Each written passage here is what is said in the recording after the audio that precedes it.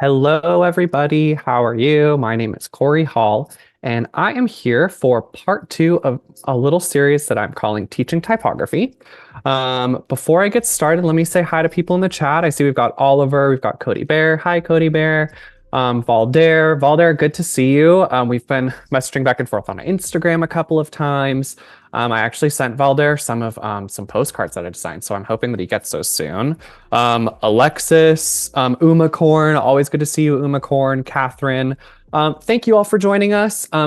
So before I get started on the designs for today, let me just talk a little bit about myself. I am a graphic designer. I am based in Portland, Oregon, and I have been doing graphic design now for, let's see, about 9 years, which is kind of crazy.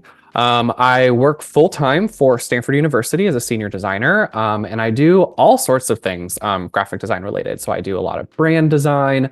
Here we're on my website right now. I do a fair amount of face filters. I do Instagram and like social media designs and carousels.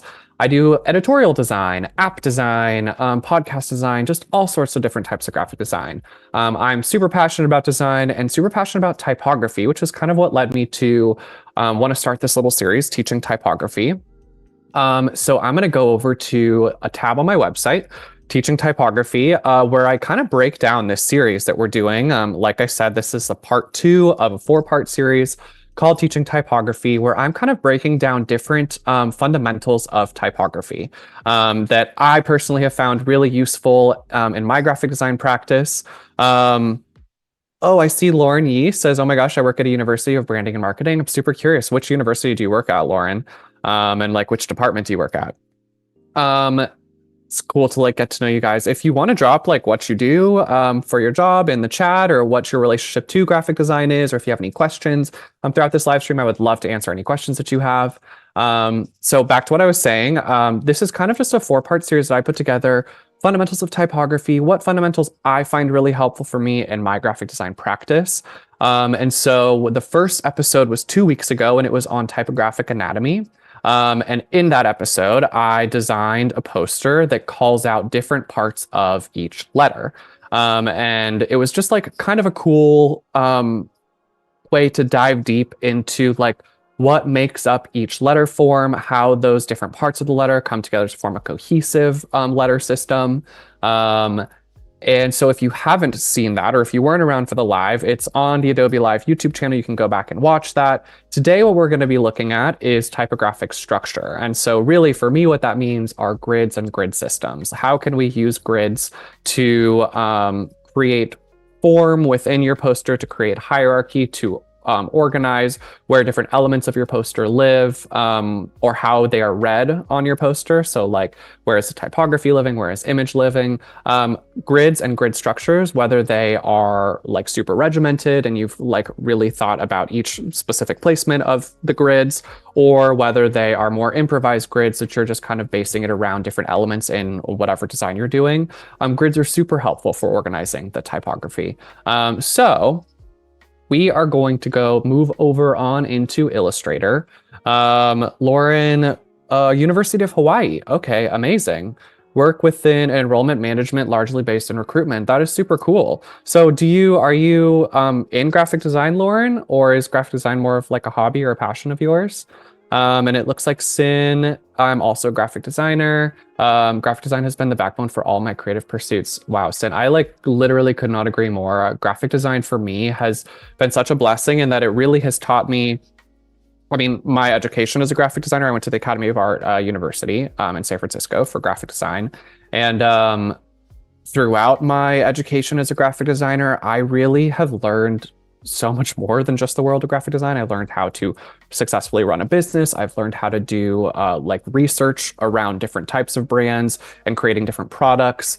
I've learned a lot more than really kind of sort of the fundamentals of graphic design that you would expect to learn in school. I've learned really just how to think big on a systems level. So I love graphic design. Lauren, yes, you work in graphic design. That's awesome. I think working at a university is really cool. I'd be curious to know what you think of working at a university. I personally really love it. It's like a pretty chill work environment. I love my coworkers. I really love being able to help students and faculty at the university.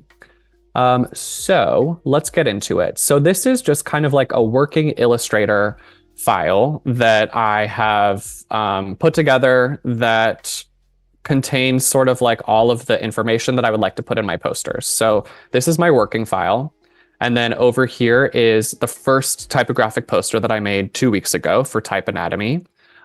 So like I'll just do a really quick zoom in, but you can see on this poster, I pulled out different parts of each letter, all the little parts that make up each letter form, and then have this key down here at the bottom. And then I created just this sort of shortened version or this cropped version to post on social media. So I'm going to move this right out of the way. And kind of without further ado, I'm going to just get started on building this second poster. And like I mentioned, the second episode, the second poster is going to be about typographic structure. So how are we structuring our typography within a poster? I'm going to start by duplicating this artboard. I'm going to drag it all over here, duplicating everything on it, even though I don't need most of this. But one piece for me that's been really fundamental to structuring my typography and creating some continuity in poster design is having, especially when creating a series of posters, is having continuous elements throughout the different pieces of design that I'm doing or throughout the different posters. And so kind of in that spirit, I'm going to keep the header and the footer for the second poster that I'm designing. Sin, Cory, I couldn't agree more. We learn a lot on the field. Design changes so much each year. It really does. And, you know, depending on where you work, I think it really impacts sort of like how you evolve with design. You know, for me, working at a university, I have some freedom to experiment with graphic design, but it's also, you know, I work at a pretty well-known university, so I'm stuck to like some pretty regimented and rigid brand rules. And so that kind of limits how much I can explore as a graphic designer, or like experiment as a graphic designer. And so I have to kind of like find other ways to like have fun and get experimental with design and with typography. But I'd be curious, Sin, what do you do for work? Are you a freelancer? Are you a content creator? Like what kind of graphic design do you do? So like I mentioned, for sort of like the foundational structural elements of this poster, I'm sticking with the header and the footer that I have from the first poster that I created, to have some amount of design continuity between the series of 4 posters. But what I'm going to do here, I'm going to start forming the sort of beginning elements of my grid. So I'm going to bring out the rulers on my Illustrator window, and you can do that by going Command R, and that shows or disappears the rulers. And I'm going to just start pulling out some guides. And that's what this little sort of bright blue cyan colored line is. This is a guide. So if you go up to your rulers within Illustrator, you could drag down guides, and then those will just sort of live on your artboard and help you. They will guide you. The name, it's right there. It's right there in the name. And just to make sure that I've got equal margins, I'm going to draw a little square, which I always find really helpful for creating, you know, my margins. And what's cool about guides is I think that on default, they are locked when you drag them out of the rulers. But if you go Option Command, what is this? What is this called? Little hyphen or that little guy. But if you do Option Command that little guy, fully blanking on what it's called, it unlocks the guides for you. So now I can drag and move the guides around. If someone in the chat can tell me what the heck that thing is called. We've got Jack in the chat. Jack, hello. Thank you for joining us again. Let's see. Lauren says, I have a lot I could say, but sometimes being in-house and using the same brand color for everything gets difficult. It could be rough. Do you face that too? I absolutely face that. You know, brand colors and how I think like limiting they can be is really challenging. It's like, it's kind of a fun for me, I kind of find it a fun problem to work around are the brand colors. Because Stanford brand colors are like very traditional, they're very classical, they're very like university forward. Like when you see them, they just like are giving university more than anything else, which works really, really well for the more traditional audience of a university. But when you're trying to appeal to a younger audience, like prospective students or younger alumni, sometimes those brand colors get a little bit restricting. And I find myself getting frustrated because I want to play around with more colors, be a little bit more experimental, but I'm just not able to do that and still have it feel on brand. So what we've done actually at Stanford is we've gone through a series of rebrands where we've worked with an external agency to help us sort of refresh our color palette as well as our graphics. And that's been kind of a lifesaver for me in terms of like giving me fresh tools that I can work with in the brand guides that are, still very much on brand for the university, but are new to my eyes and are new to our prospective audience eyes. Okay, Catherine, colon and semicolon, thank you so much. Like fully blanking. I mean, there's absolutely no way that I could tell you what half of the terminology is for these little keys on the keyboard are. Colon, semicolon. Thank you. So kind of going back to that, I have unlocked my guides. I want them locked. So I'm going to hit Option Command colon to relock my guides so that I don't accidentally like pick them up and drag them around. But you can now see that I have my margins set up on my page. And frankly, if I was smart, I would have had these same margins set up on the first poster that I did, but that was not the theme for that poster. And the theme for this poster is structure. So we are restructuring our elements today. So I have my margins set up. Now, the next step for me would be to create some kind of grid, a grid that my typography can live on. And I guess before I do that, let me go back over here to my other document. I've got a number of elements that I want on this poster. So I want a little blurb on like information, how we read a page, this little blurb that I've written up. So how do we read a page? Any given page will feature active and passive areas due to the nature of the content and how the eye naturally scans the page to look for information. And so I kind of like this idea of active and passive areas within a design, and having a grid helps you sort of establish what those can be or where they can be. Modules, little boxes or units within a grid system. We'll kind of get into that. The grid, overall structure, pattern of lines, and then type. So these are different pieces of information that I want in my poster. And I actually also want, let's see, in terms of like big heading text, I think I'm going to do grid and structure. And that's just going to be like the really big heading text. I'm going to just boom. Just so that I have it all there. For me personally, in my sort of like design process, it's really helpful for me to have everything laid out so that I know what to plan for when I'm planning out a poster, for instance, or a design. Let's see. Lauren, you were so right about the brand guidelines. Yes, we're looking forward to a brand refresh very soon as well. That's exciting. That's a good way to reframe. A refresh equals new tools to work with. Totally. Lauren, I'd be curious, are you guys doing the rebrand yourself, or are you hiring out for outside agency? I mentioned we hired out, which was really cool because it took a lot of sort of that background work off of us. But it was also challenging because there were times when we didn't quite agree on the vision for the brand, and me having worked at the university for, let's see, I've been working with Stanford since 2019. I have a really, really good idea of what the brand voice sounds like and looks like, sort of like what sort of tools we need and are looking for. And so there was like some points in the process working with this agency that we had to kind of like meet from my perspective, experiencing the brand, their perspective of sort of like an external experience of the brand and how we can like come together to create something that makes sense based on what we're looking for. So the agency, good and bad. I mean, overall they were good, but they have their pros and cons. So now that I've kind of looked at and thought about what I want on my poster, headline, some like body text. I also have here different fonts that I'm interested in using that just are helpful for me in terms of creating some kind of like mental mood board, as well as my color palette.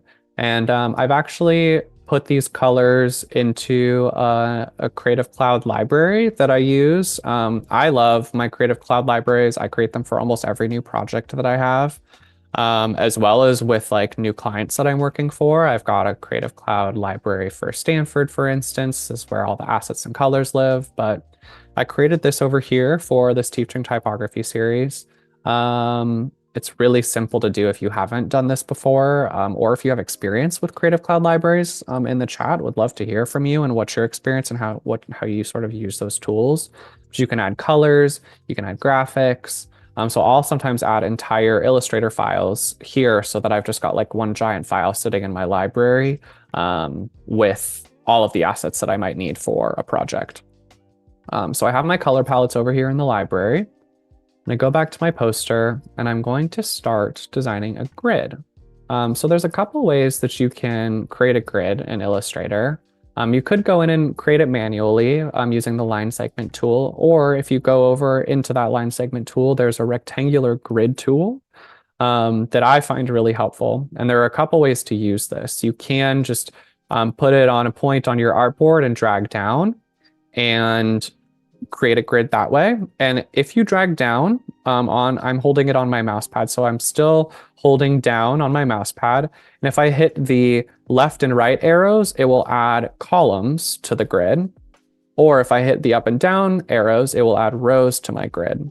So that's one way to kind of create different grids using this tool. But another way to do that, and this is something that I prefer because it can be a little difficult dragging and holding,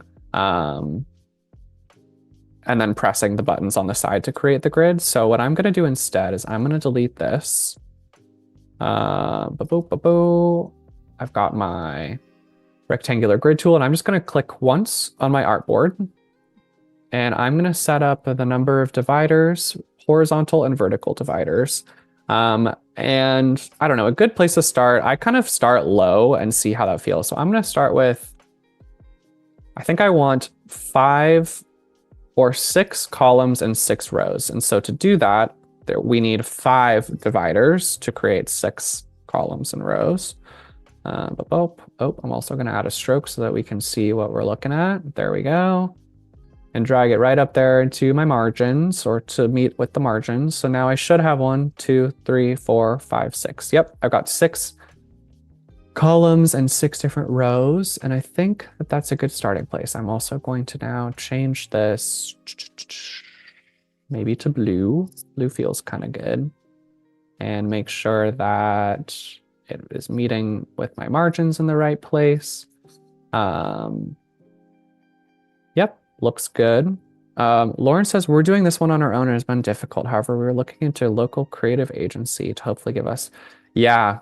I mean, doing a full rebrand on your own, especially when you have like a full-time job, like creating things day to day for the university, I can imagine that's a lot of work. And it's helpful to have an outside perspective on a rebrand too. They can do some of their own research. They have their own sort of idea of what they think is best, and they'll bring new, fresh ideas to the plate. I mean, if you've been working with a brand for a number of years, then maybe I find my ideas start to feel a little stale. So it's helpful to have some like outside inspiration. Samantha, we use CC libraries at my job. I work in a corporate company. Scorcio says, super handy, great way. Yeah, Samantha, so we just started using CC libraries at my job. And it has been incredibly helpful in keeping things organized and sharing design assets with the team. Yeah, I love it. And I'm excited to keep using it because honestly, it's like already saved me a lot of time. What I used to do is I used to have an Illustrator file with all of our branded assets, and I would just open it up every time I wanted to like get to our color palette or get to certain different types of graphics. And it was just like, I was doing this all the time and I was like, this is not the way to do this. This does not feel like the most efficient thing. And I was like, wait a second, that is what CC libraries are for. So you can see that I am now adding kind of a secondary grid. So I've got my blue grid, which is 6 by 6. And I decided to add a smaller grid to sort of double that. So I'm doing a 12 by 12 grid now in yellow lines. So this is giving me a really big grid to work with that maybe can control some of my larger elements, and then a smaller grid within that that will help me control or figure out placement for some of the smaller blocks of text that I've got. And I just find that really helpful. For me, working with grids, I especially like having them laid out into different colors so I know what the primary grid is or what a secondary grid is. So anyways, this is kind of like how I like to do it. Plus it adds sort of a cool design element here. Valder says, very true. Do some freelancing with some agencies here. I think one of the hardest tasks is to explain to the client that visual identity isn't something to be changed every 2 months. Yes. Oh my God. Amen to that. Changing the visual identity all the time is exhausting. And I have, we call them internal stakeholders at Stanford, but they have questions all the time of like, oh, can we change the colors here? Can we change the color on the website? Something yada yada.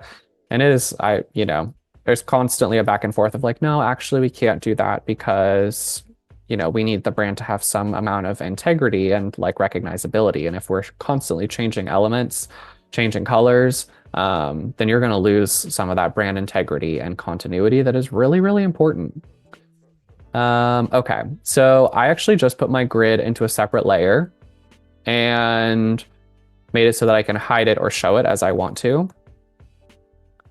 And what I'm thinking, because the goal of this poster is to showcase the grid itself, I'm going to add some elements here. I'm also going to move my library over here so it's easier to access. Guides. In the guides layer, I am going to kind of just create some shapes to highlight different parts of my poster. So we have our margins here. I'm going to highlight those margins. I'm going to do the same over here. Drag it over like that. Let's make sure that it's aligning well. Yes, it is. And red is a little too bright. I'm going to bring the opacity down to like 20 or 30. Valder, I'm curious. So you do freelancing. What kind of clients do you work with? Like what sort of freelancer are you? Are you brand, web, content, digital? I'm also loving all of the love for CC libraries up in this chat. I could not agree with everyone more. They are amazing.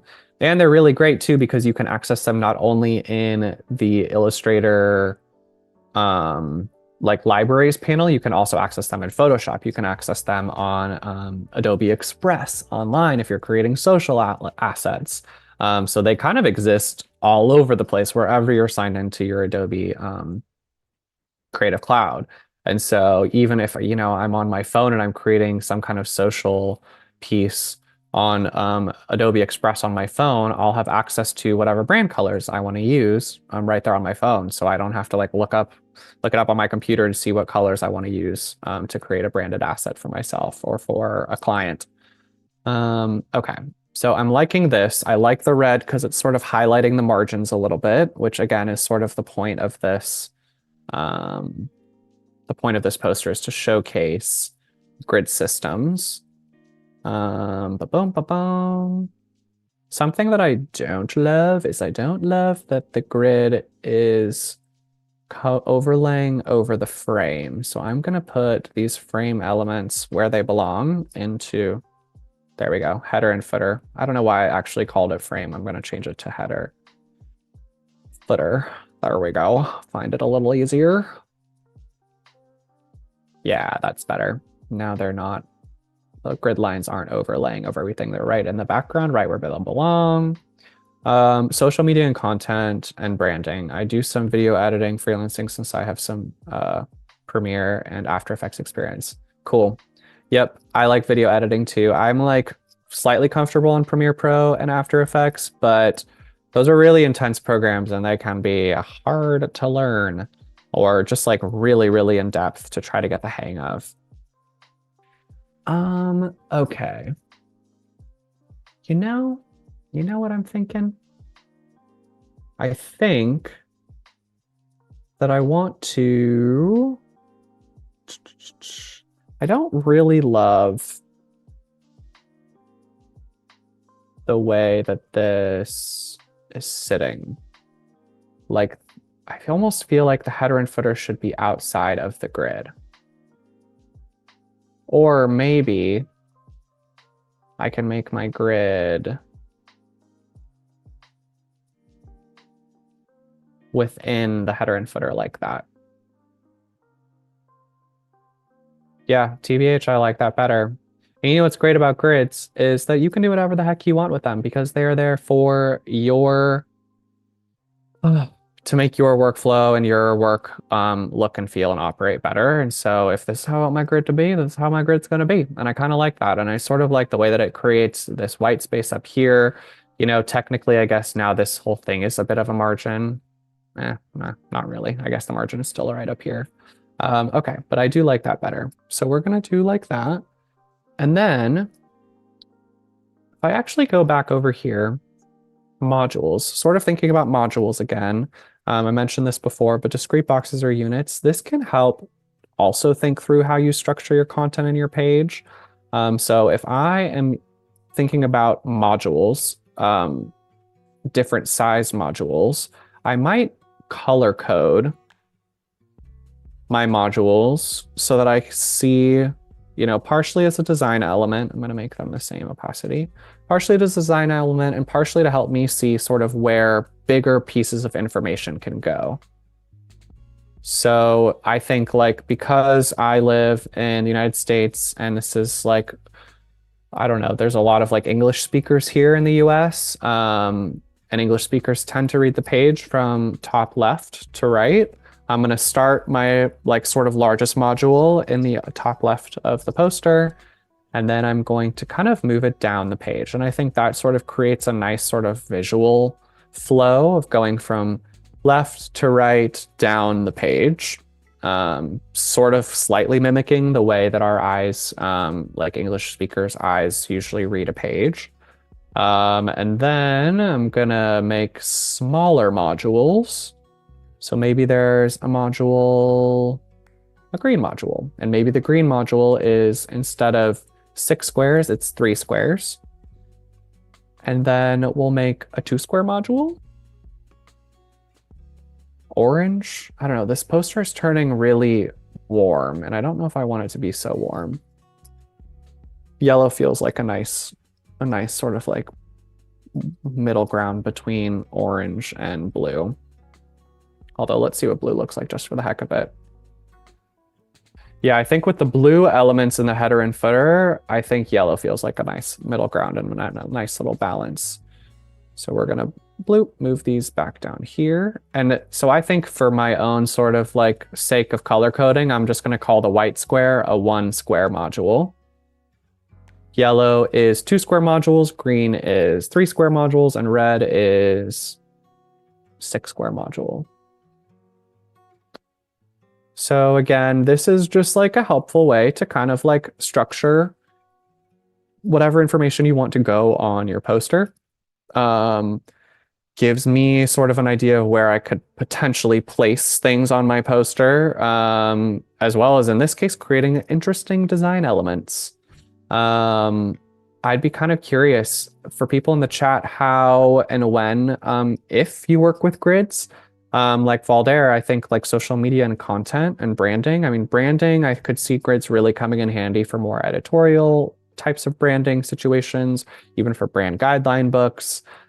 Social media and content design. I mean, I use grids all the time in when I'm creating like social media templates. Yeah, so they're like really, really valuable for me in my process, but I'm curious how they might be valuable for other folks' process.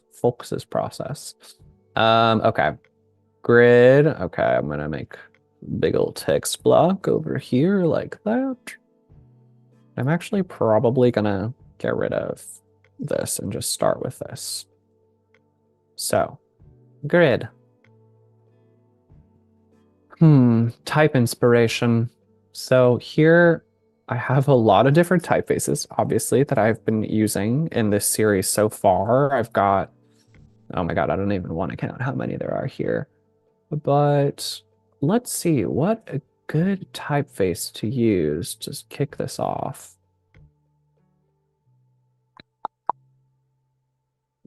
This one, BD Caramel. I really like BD Caramel. It's like really cute. BD Caramel. Oh my God, wait, there's a bubble option? I literally didn't even know that. That is so cool. Okay. I mean, I guess caramel probably because it looks sort of like these are sticking together, or it's just like really gummy. But I'm just like kind of obsessed with how this looks. I love it.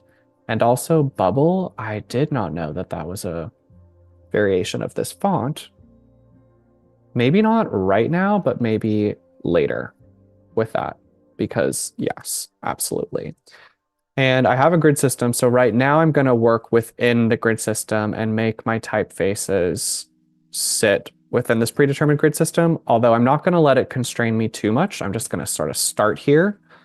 Because the beauty of having a grid is that you can also break it when you want to and when it makes the most amount of sense. So we're just using it to start.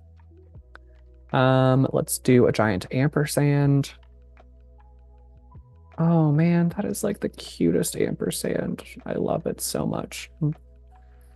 Let's see. I wonder what an ampersand in this typeface looks like. Shuriken boy. And so I should also say that these are all typefaces that I pulled from Adobe Fonts, fonts.adobe.com. They're all free for you to use with the Creative Cloud subscription. So go check them out. I mean, these are like some of my favorites that I've been using recently, but man, oh man, there are like thousands. There have got to be thousands on there. That's kind of a nice ampersand. Ba-boop, ba-boop. Let's see, what is this? I kind of like the thinness of this ampersand here. We're gonna put that right there. We're gonna make it 300. Okay, too small still. 400. And, you know, TBH, I don't know if this reads as an ampersand or not, but I think it looks really pretty, so I'm gonna leave it there for now. And then, what's my next word? Structure, right? Grid and structure, yes. That is why I lay things out, because otherwise I get lost along the way. Find, replace, I'm gonna do this over here. Structure, find, replace. Oh, wow, so many options. We're gonna bring this size down. Bring it down a little bit more, 275 maybe. Nope, okay. 225. Wow, structure is a long word.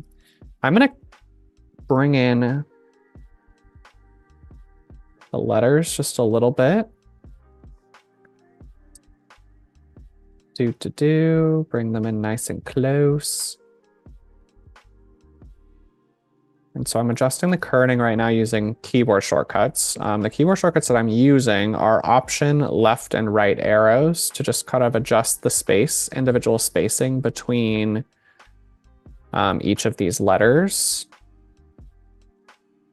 Because I'm a perfectionist and I want to make sure that the letters all have equal spacing and are spaced in a way that makes them easier to read.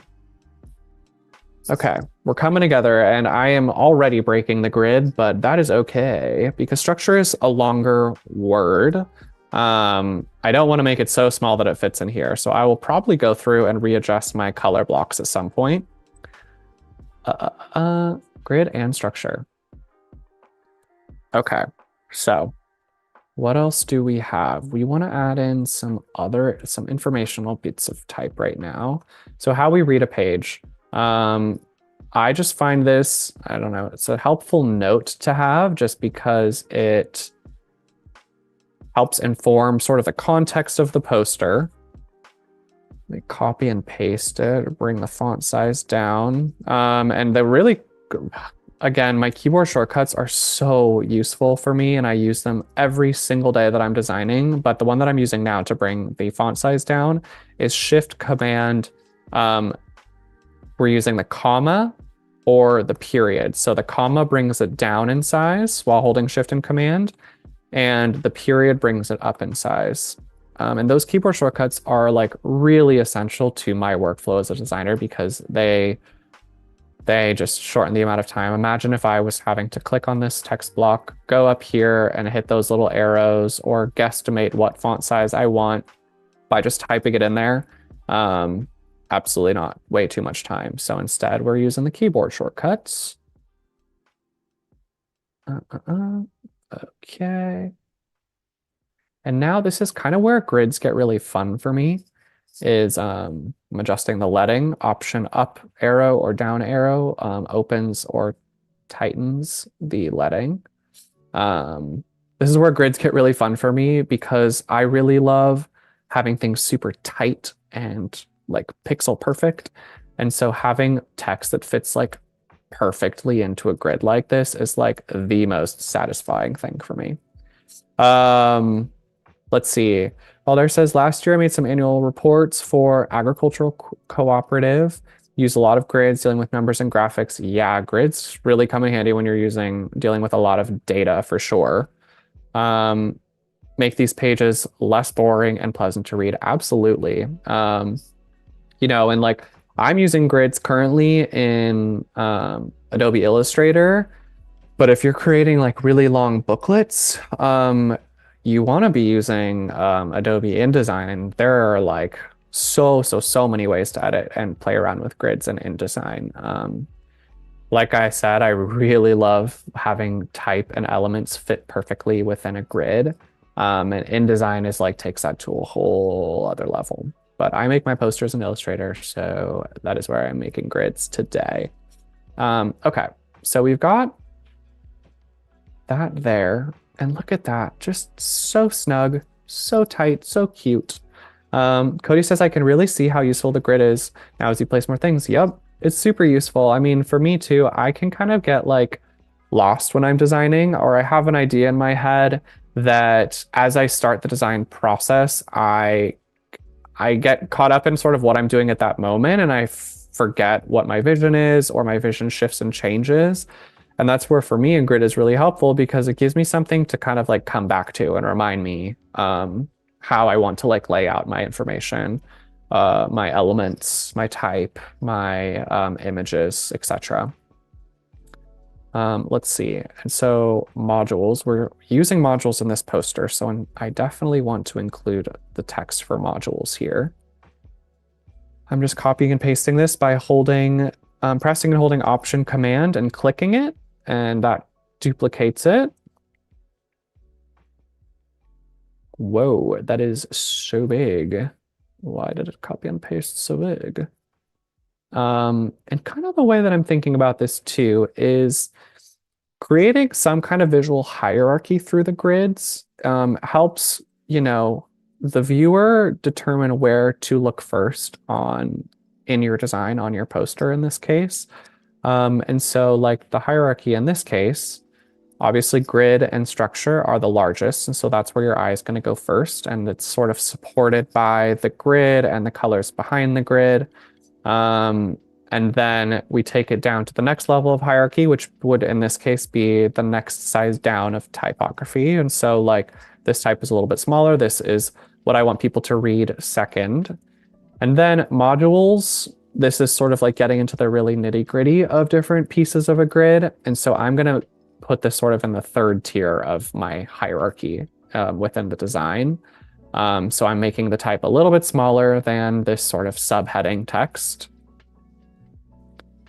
Oh, grid. That's an important definition. We definitely need that in our grids poster. Probably above modules too. Hey, where'd you go? Okay, I'm not loving how it's copying and pasting everything so big.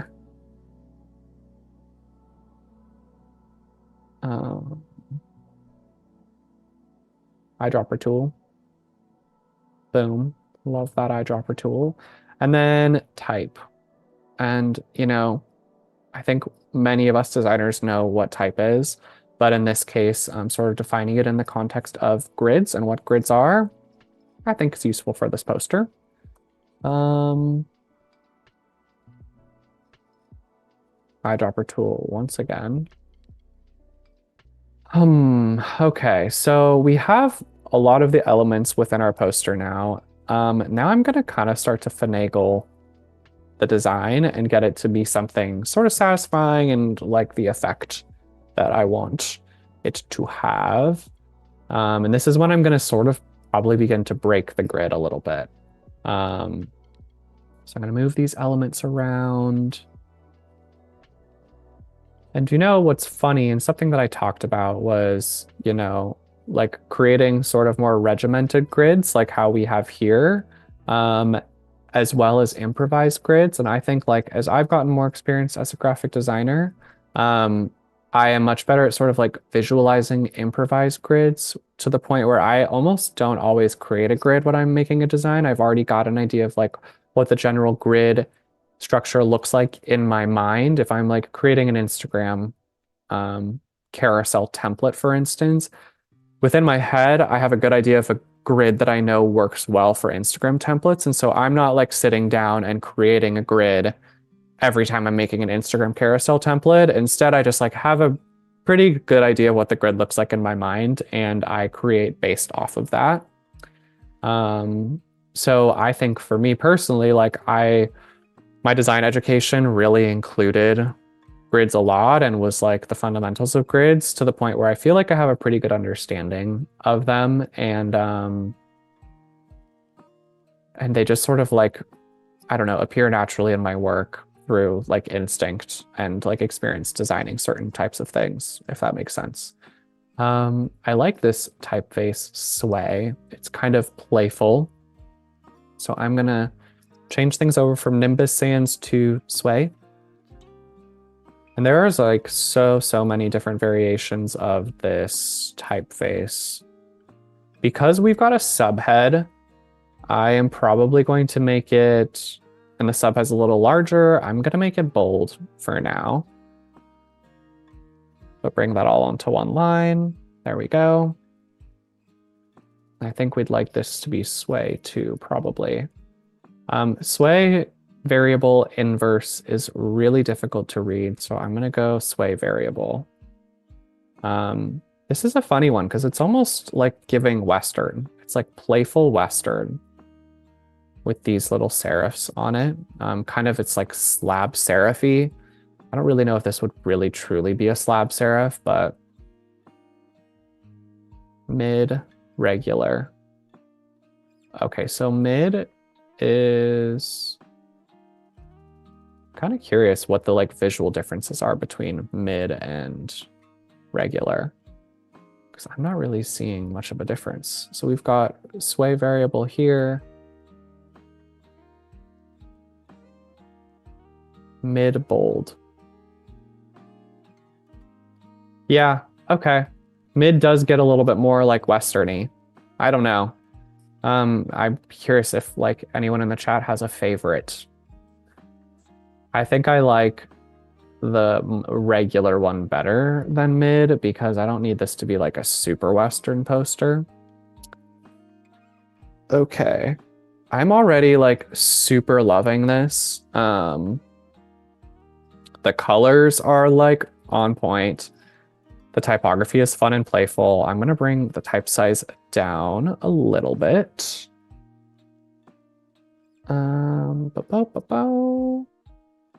And I think I'm gonna break up some of these definitions because we don't need to have them all exactly in the right spot. So maybe grid goes closer to the word grid over here.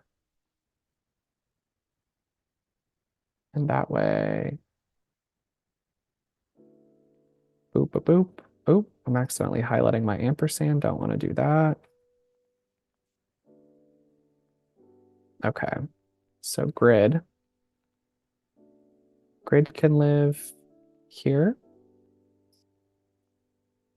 This will need to move a little bit. Modules kind of makes sense for module to be within a module. So let's cut this out.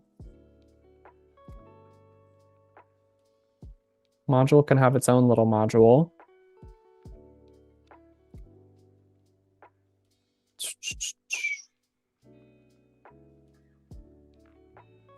There we go. Duplicate this and paste in my type like so. Cool. Okay. And I think that I want there to be, I think hierarchy is getting a little muddy right now because all of this type is pretty bold. So I'm gonna see what this looks like regular. Yep, that already helps the hierarchy a lot. Now my eye has a much better idea of, number 1, number 2, number 3. And then I think I'm also going to start shifting around my colors in the background. So just see where also going to organize my layers a little bit. I'm going to put type in the type layer. Boop, boop, boop. Type in the type layer, and then, yep, now that's all there. Now I can lock it so that I've got it all sort of like out of the way and organized. And I'm going to start playing with my colors. I'm going to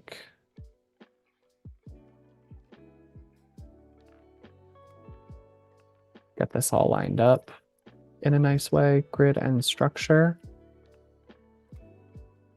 So maybe I might even want a smaller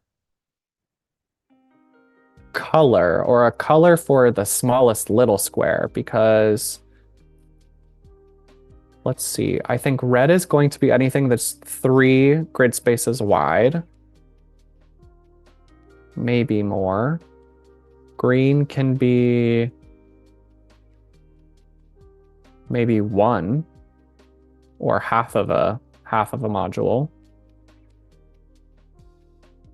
Anything that's half of a module. Let's see, where should this go?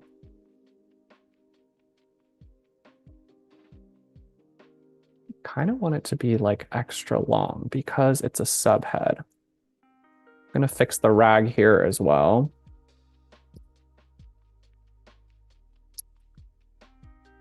I'm going to also bring down the size of the ampersand. We're kind of just going all over the place, moving around this poster. Grid and structure. Let's see if I can get this.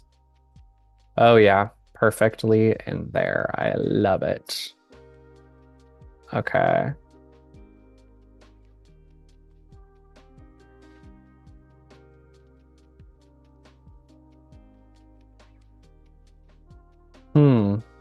What do we think about that?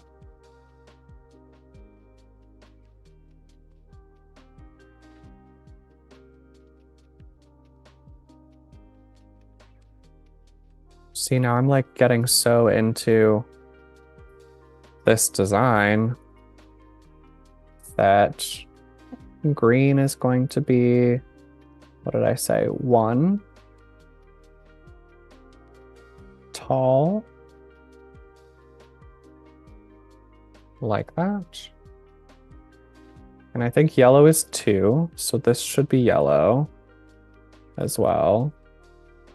Okay, we'll take this yellow.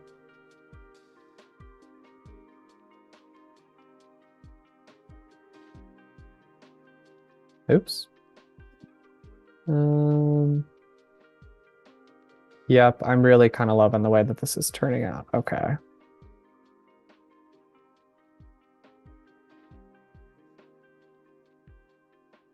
Oh, yellow can go like this.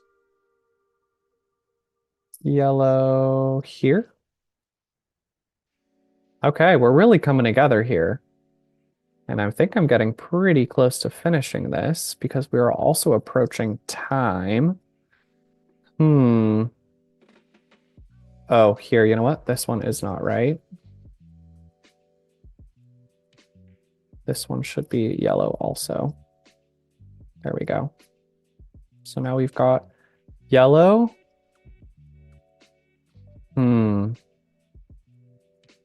I guess technically this should be red because it's two, but because I've got each of the definitions within each yellow, I want to keep it yellow for the sake of continuity. I'm gonna adjust my rag here so that we don't have widows or orphans.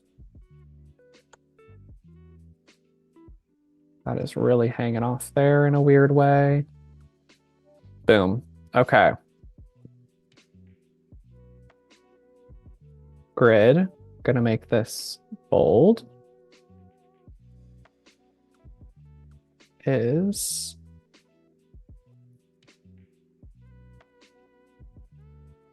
gonna make this one bold as well, or maybe even black, because the contrast between bold and regular isn't so much that it's really standing out too much, and I want it to stand out a little bit more. There we go. Noise.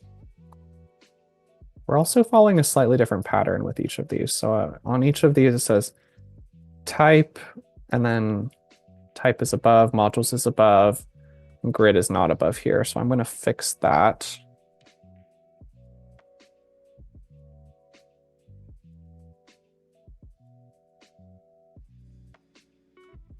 Grid.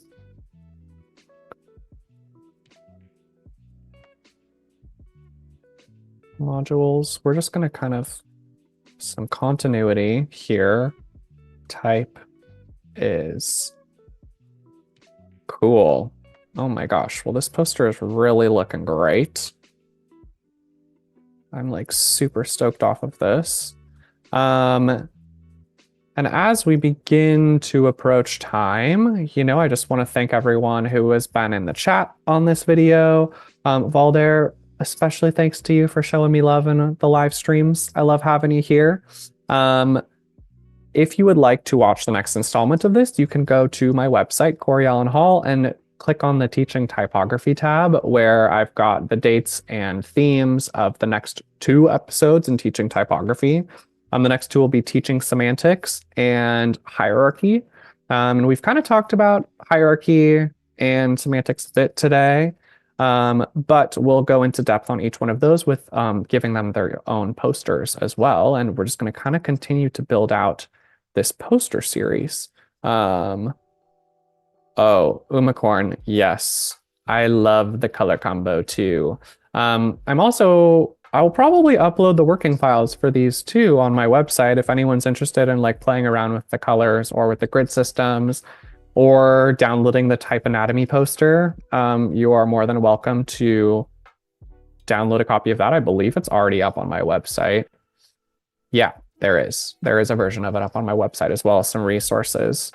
So if you again go to CoryAllenHall.com, Teaching Typography, then you'll see the different descriptions, dates and times of upcoming live streams, or you can follow me on Instagram at Cory Hall on Instagram to stay up to date. But yeah, I think we've got a finished poster here. I'm kind of loving it. Even this white up here at the top, spacing between the margins and the rest of the poster and the gridded poster. Yeah, I'm digging it. And I'm really liking this sort of the header and footer, the consistency between the header and the footer of the first episode poster and the second one. So we've got like, this feels very much as part of a series to me without being too repetitive or feeling super redundant. So I'm personally very excited to see what the poster is going to look like for the semantics episode. I have no idea, and I haven't started thinking about it, so I'm going to start doing that after this live stream. Thank you again for joining me, Umacorn, Clever, Valder, always amazing seeing you, Cody Bear, thank you for moderating. I've had a fantastic time with you all today. I hope to see you again soon, and make sure you tune in tomorrow morning Pacific Standard Time at 9 a.m. We've got some more great live streams coming up for you on Behance. So thanks again. See ya.